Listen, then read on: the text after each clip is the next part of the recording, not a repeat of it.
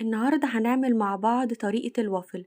هقولك ازاي تعمليه بطريقة هشة جدا وهيطلع معاكي مظبوط زي اللي بناكله في المحلات بالظبط. عايزة اقولكوا ان الوافل من اكتر الحلويات اللي انا بحبها جدا، ودايما لما بروح اي محل حلويات على طول بطلبه فيه. وطريقته في البيت حرفيا ما بتاخدش اكتر من 5 دقايق. لو اول مرة تشوفوني متنسوش تشتركوا في القناة وتفعلوا زر الجرس. يلا بينا نبتدي.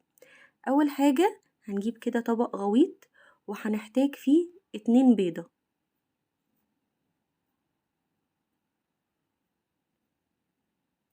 وبعدين هنحط فيه باكت فانيليا، او لو ما عندكمش باكت فانيليا ممكن تحطوا معلقة فانيليا صغيرة سايلة اللي موجود عندكم اي حاجة.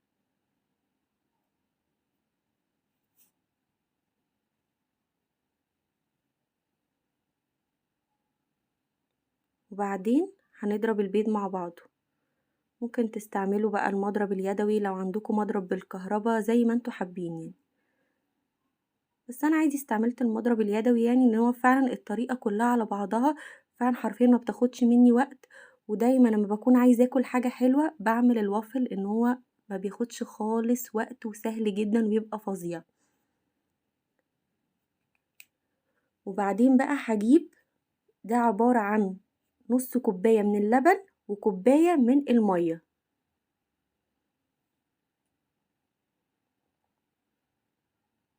هبتدي بعد كده برضو اقلبهم مع بعض.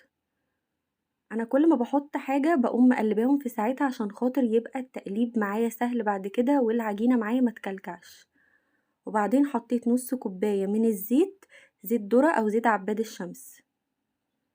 لو حابين تحطوا نص كوباية من الزبدة ممكن تحطوها، يعني تسيحوها كده وتحطوا نص كوباية من الزبدة. بس الصراحة الزيت يعني خلاه معايا خفيف كده وكان كويس جدا، فانا الصراحة بحب احط الزيت اكتر. وبعدين برضو قلبتهم كده مع بعض. لو اول مرة تشوفوني ما تنسوش تشتركوا في القناة. وحطيت بقى 3 كوبايات وربع من الدقيق. بس ايه، ببتدي احط الدقيق تدريجيا، يعني حطيت كوباية بعدين كوباية بعدين كوباية، واحدة واحدة كده عشان خاطر ايه العجينة ما تكلكعش مني وتبقى سهلة في الضرب. هسيب لكم كمان الاكونتس بتاعت الفيسبوك والتيك توك والانستجرام تحت في صندوق الوصف، عايزاكم تعملوا فولو الاكونتس دي. وكمان هكتب لكم كل المقادير دي تحت في صندوق الوصف.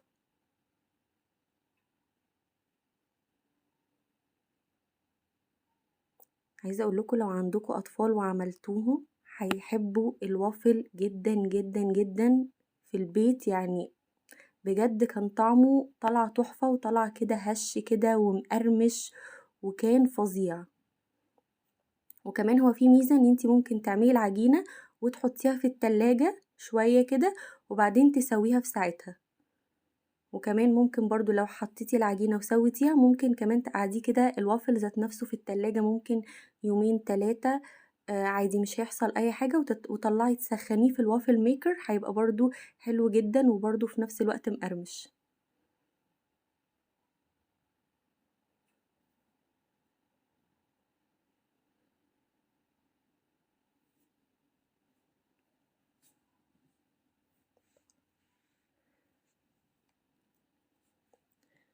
وحطيت بقى ايه معلقة كبيرة من البيكنج باودر،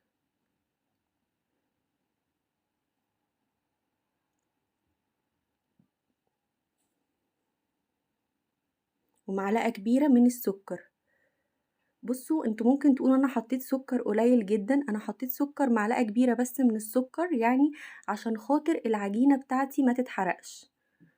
ورشة ملح صغيرة.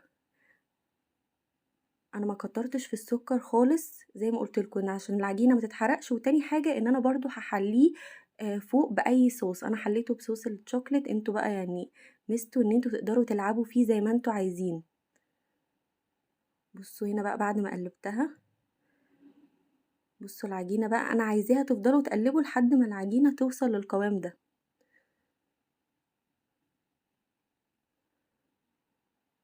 هو ده بقى ايه القوام بتاعي اللي انا عايزاه بالظبط. لو اول مرة تشوفوني ما تنسوش تشتركوا في القناة ولايك وشير للفيديو، وعايزاكم تفعلوا زر الجرس عشان خاطر يوصلكوا كل جديد.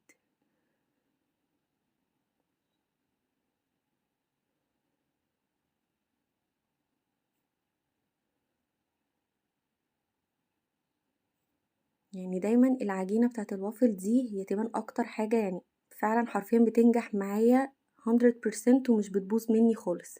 انا جبت بقى الوافل ميكر بتاعتي وطبعا كنت مسخناها من قبلها. واهم حاجة ان انتوا تجيبوا فرشة وتدهنوها كده بالزيت قبل ما تحطوا. انا دهنتها بس ما نسيت اوريكم يعني. وبعد كده بقى جبت الكوباية بتاعتي وحطيت فيها عجينة الوافل، كل واحد على حسب الوافل ميكر بتاعته المقدار بتاعها بيختلف، بس انا كده اول واحدة دايما بجربها بتبقى تيست كده، بشوف هتمشي معايا ازاي. بس انا اول واحدة مشيت معايا ان هي مقدار كوباية. ممكن تجربوا مقدار كوباية ومقدار مغرفة على حسب ما هتمشي معاكم. بس وحرفيا بتبقى دقيقتين او 3 دقايق وبلاقي العجينة بتاعتي استوت خالص. بصوا شكلها جميل ازاي. وبعد كده بقى حطيت عليها صوص الشوكليت بتاعي، ممكن تحطوا كراميل، ممكن تحطوا فراولة، ممكن تحطوا بلو بيري، ممكن تحطوا بيستاشيو، لوتس، اللي عندكم موجود حطوه. بجد تحفة تحفة تحفة، ومن اكتر الحلويات اللي بحبها جدا، وعايزاكم بجد تجربوها وتقولولي ايه رأيكم في الكومنتس. وبالهنا والشفا، باي باي.